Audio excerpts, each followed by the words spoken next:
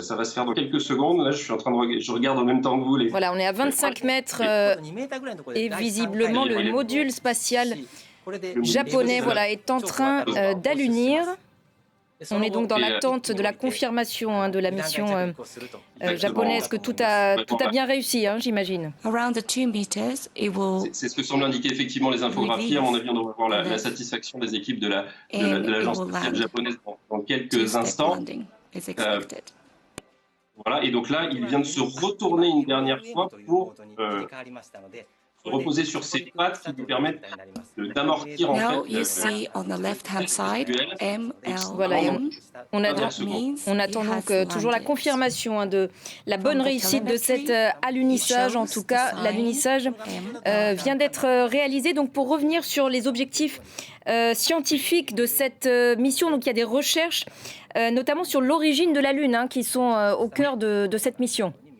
Tout à fait, effectivement, ça fait partie de l'instrument qui est embarqué, qui va permettre d'analyser un certain nombre de roches pour la confronter à cette hypothèse qui est partagée par de nombreux planétologues, qui est que la Terre aurait été percutée par une planète de la taille à peu près de Mars, et que ça aurait créé ces deux corps, la Terre et la Lune, et que donc il y aurait une similarité entre les roches qu'on peut trouver à la fois sur la Lune et les roches qu'on peut trouver sur Terre. Donc ça fait partie effectivement de ces missions scientifiques. C'est une mission quand même très secondaire.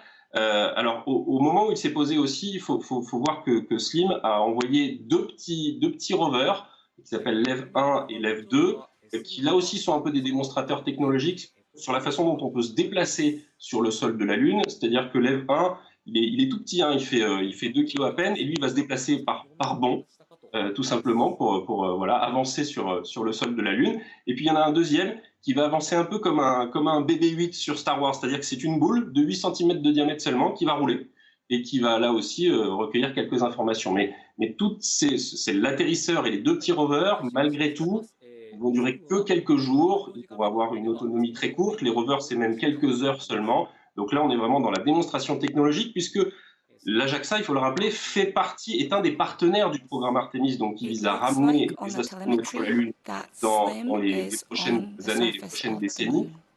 Donc, ce qui se passe aujourd'hui, ce que vient de réussir le Japon en étant donc la 5e nation à se poser sur la Lune, si effectivement l'Ajaxa confirme là dans les prochaines secondes cet atterrissage réussi, ça va permettre que la NASA s'inspire d'un certain nombre des technologies qui sont utilisées peut-être pour des missions futures, peut-être pour réussir encore mieux un alunissage pour les astronautes. On se souvient par exemple qu'au moment d'Apollo 11, à 150 mètres d'altitude seulement, il a fallu que Armstrong reprenne les commandes parce qu'il avait un ordinateur qui était saturé d'informations, qui avait très peu de mémoire vive.